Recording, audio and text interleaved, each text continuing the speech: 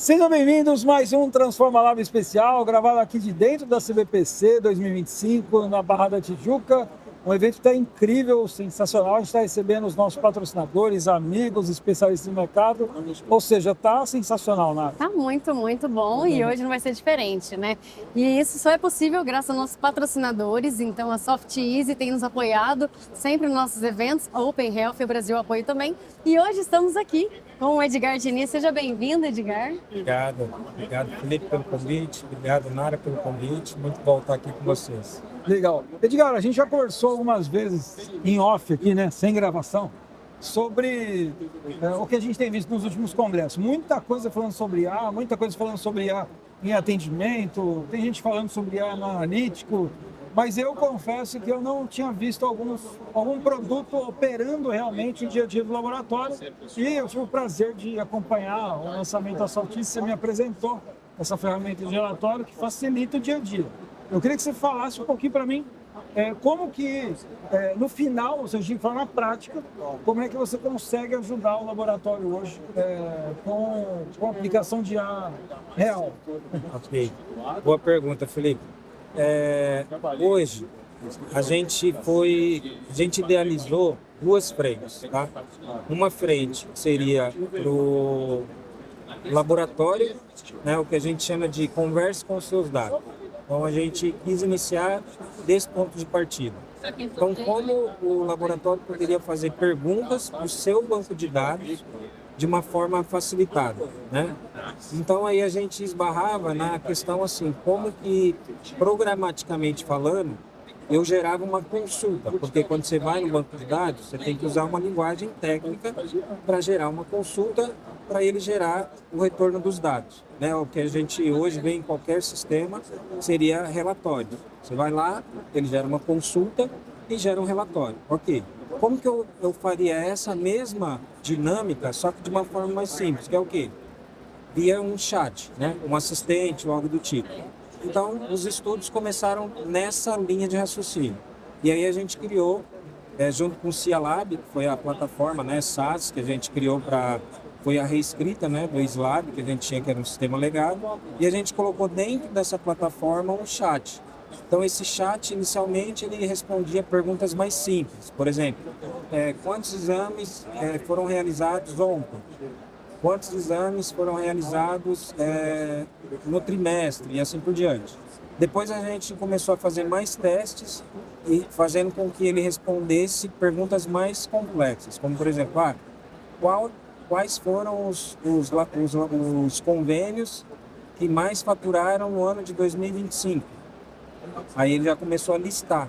Então ele colocava lá, o convênio A, 12 mil, não sei o que lá, e o convênio B e assim por diante. Então a gente começou a trabalhar isso para ele responder perguntas mais complexas. E a gente está ainda no desenvolvimento disso. Então a ideia é o quê? Que a gente coloque agora para a nossa base, para ele utilizar, e as perguntas que eles começarem a fazer e a plataforma não conseguir responder, a gente trabalhar para que ela comece a responder também. Então, mas voltando, pergunta simples, ele já está respondendo super bem. A maioria das perguntas que a gente fez e que alguns clientes fizeram, ele respondeu, não tivemos nenhum problema. E a segunda frente foi que a gente pensou assim, muitos clientes têm dificuldade, principalmente no onboard de novas pessoas. Então, tem dúvidas em como operar a plataforma. E a gente tem uma gama de manuais já numa plataforma. Só que ele está em texto, imagem, vídeo, e ele está tudo numa ferramenta online. Então a pessoa tem que acessar o portal dela, entrar lá, clicar lá, vamos lá, cadastro de exame. Aí eu clico, aí tem lá, para cadastrar o exame, tal. O que a gente fez? A gente usou a mesma lógica do chat, então ele tem lá um combozinho que ele seleciona qual é o agente. Então o agente conversa com seus dados ou agente de suporte. Selecionei agente de suporte, ele já não mais faz uma consulta mais no banco de dados. Ele começa agora a fazer o quê? O que a gente chama de... Você é meio técnico agora, tá? Me perdoe. Chama Web Script, né? O que ele faz? Ele vai lá na ferramenta, na web, pelo termo que você colocou. Como eu faço para cadastrar um layout de exames? Então ele vai lá nessa plataforma que está os manuais, pela palavra e o contexto cadastro de layout, ele localiza a URL do cadastro de layout. Depois, o que ele faz? Ele pega todo o conteúdo da página de cadastro de layout, faz um web scrape, baixa tudo, HTML, JavaScript e texto. Elimina o HTML, elimina o JavaScript, deixa só texto. E depois ele pega esse texto, pega a pergunta e aí faz o mesmo processo da consulta lá da anterior, que é o conversa com seus dados. Então, só que aí, em vez dele trazer a consulta, ele vai se basear em cima do texto do site. Ou E seja, aí, exato, aí bem legal. Aí ele pega e coloca assim, o cadastro de exame, aí ele responde em linguagem natural. você está querendo dizer, em poucas palavras, que a gente consegue trazer eficiência operacional para um laboratório com o IA. Sim. Isso é uma prática hoje. Isso é uma prática. Eu sei que vocês estão trabalhando em cima disso. Conversando com o sistema, né? Conversando com o sistema, né? Isso é incrível, né? Então, hoje a gente falou dos nossos patrocinadores, né? Você e a Open Health também, acho que são dois sistemas que estão trabalhando muito com IA em laboratório, né? Então, eu vejo isso crescente. Então, um dos poucos players aqui do Congresso que está falando disso de uma forma muito efetiva, né? E fazendo funcionar. Então, eu queria que você falasse para a gente, assim, o que mais que a gente pode agregar? Eu posso agregar nesse processo, que nem você disse, de uma introdução, eu posso agregar isso em controle de qualidade, o que mais que eu posso agregar? Integração, né? Integrações, onde mais eu posso trabalhar com isso? Tá. Aí a gente entra num ponto que é o seguinte. Primeiro você tem ali o chat, né? Que é o chat GPT, que é o one-on-one, né? Um para um. E aí é um chat que você cria que ele responde. Aí é o generativo. Só que quando você pega o conceito do generativo e você imagina que você tem um one-on-one, só que vários, aí é o que a gente chama de multi-agentes.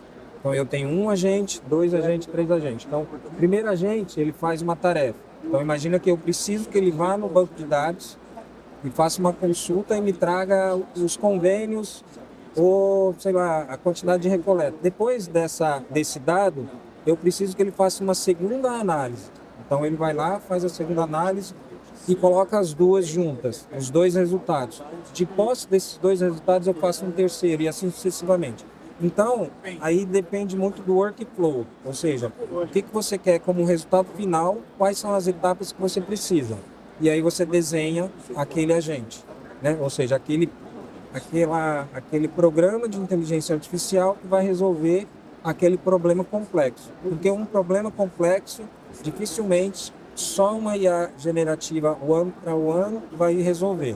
Ela vai resolver com multi-agentes. Ô, Edgar, como vocês estão pensando em produtizar isso, né? Eu digo assim, a SoftEasy é um sistema, né? Como vocês vão vender isso um serviço a mais? Uma dúvida minha mesmo, né? Vai incluir no RO? Vai ser um serviço a mais? Vai entrar como um item a mais? Como vocês estão trazendo isso para dentro do mercado? Isso daí é uma boa pergunta. Porque tem assim, custo, né? Tem custo. Tem custo e não é... Hoje eu estou percebendo que não é barato, né? Porque você tem algumas nuances aí na composição do preço, né? Primeiro você tem a própria IA generativa, seja ela qual for, a bilhetagem dela. Depois que você tem a bilhetagem dela, você tem a criação, né? A prototipação do projeto. Então você tem um custo aí.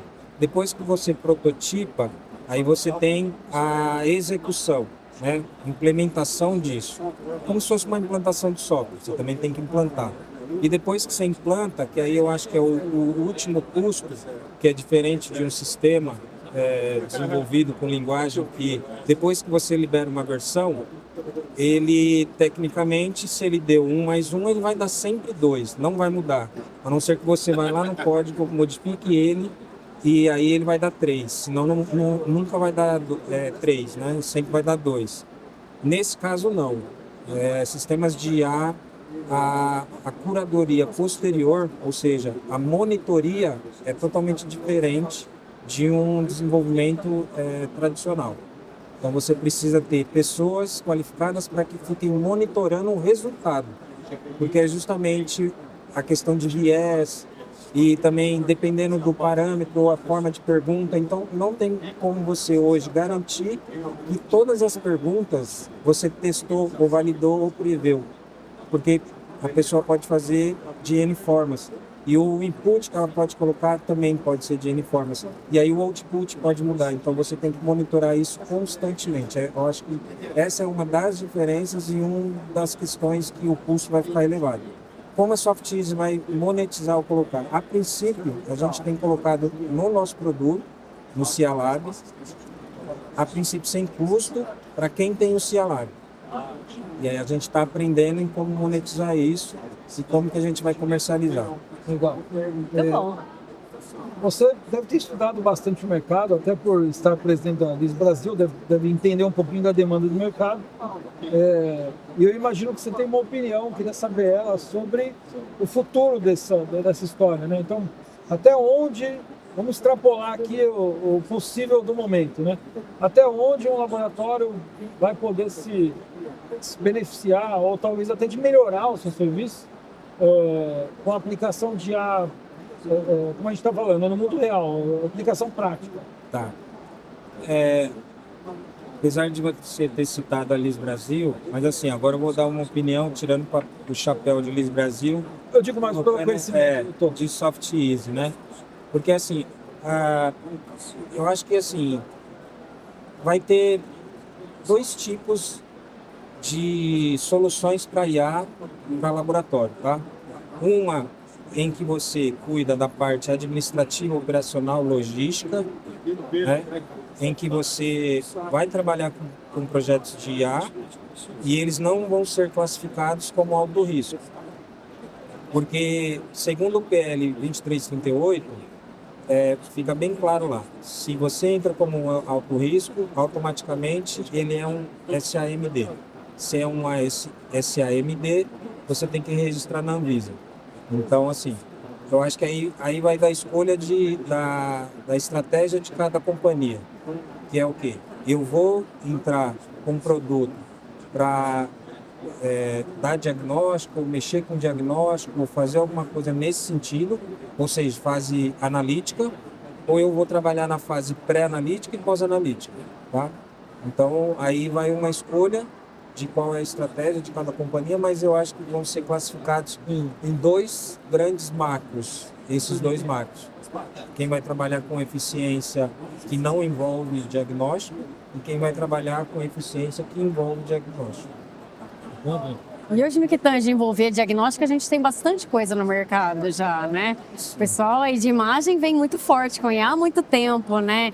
Então eu entendo que na parte de diagnóstico já está bem maduro. Dentro do laboratório, não muito, né? Hoje a gente já tem a hematologia com IA muito bacana, a gente tem a parte de urinálise com IA, mas leitura de imagem, né? Ele traz lá da imagem e faz aquela leitura só da imagem, né? Mas em eficiência operacional, eu digo, de integração de equipamentos, de integração de sistemas. Hoje, dentro de um laboratório, às vezes a gente tem 20 sistemas rodando ao mesmo tempo, sabe? Tem uma coleção de sistemas. Então, a minha pergunta é, você acha que a IA também consegue auxiliar nessa integração entre os sistemas ou isso ainda está muito longe? Então, é porque assim, a IA,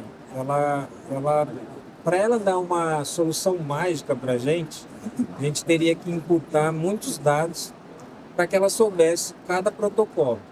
E mesmo que soubesse também como que cada um transaciona as suas operações. Então, você imagina, hoje é inviável, você vai criar um LLM só de integração.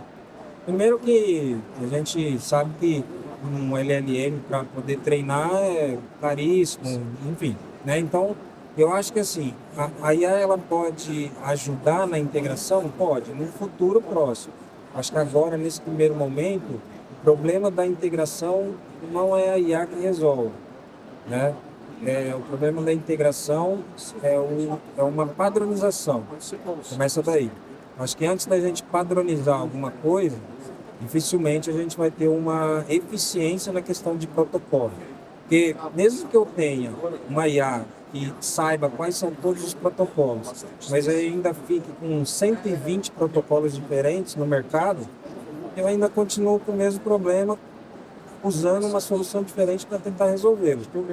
Mas quando alguém colocar uma tag nova, uma questão que o mercado trouxe nova e muda seu protocolo, como é que eu vou retreinar a IA? Aí eu começo a ter entendeu? 120 implementações para IA aprender de novo. Então, eu acho que a IA agora, nesse momento, talvez não é a solução mais adequada para a gente resolver o problema. O problema é a gente tentar lutar para conseguir um padrão.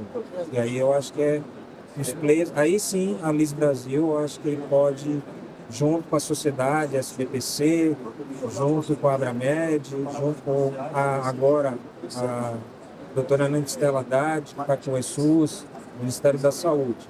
Se a gente conseguir, juntos, né, conseguirmos chegar num consenso, aí e termos um padrão nacional, a exemplo do HL7 que fizeram lá nos Estados Unidos, e a gente conseguir ou usar ele, ou criar um padrão nosso, enfim, não sei qual que é o caminho, mas o caminho, todo mundo já aprendeu que interoperabilidade precisa ser resolvida, precisa ser discutida. Tanto que se você pegar o painel Abramed desse ano, ele tem uma seção que fala de interoperabilidade bem extensa, né? E é justamente, então, a sociedade hoje já tem consciência. Então, isso é um passo importante. Consciência, ela vem antecessora à resolução do problema, né? Então, eu acho que agora é a gente sentar e conversar a respeito disso. Mas, superada isso, eu acho que sim. Aí depois a gente tem muitos caminhos que dá para usar com IA para poder melhorar a entrega, né? Legal. A gente está falando de back-office, né? Está falando de analítico, back-office de gestão e tudo mais. Mas uma coisa já bastante avançada que é o pré-analítico, né? Sim. O contato com o paciente, como ele, como cliente e tudo mais. Você acredita que essas ferramentas elas podem estar um pouco mais próximas dos sistemas de laboratório, então, assim como o Cialab, mas todos os outros, né? Mas não só como um bot de WhatsApp, mas será que não é possível que tudo que abraça a experiência do paciente também não possa estar de alguma maneira conectado à inteligência artificial?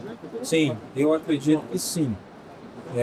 Não sei precisar talvez qual vai ser o timing disso. Sim. Tudo indica que vai ser rápido, né? Mas assim, acredito que sim.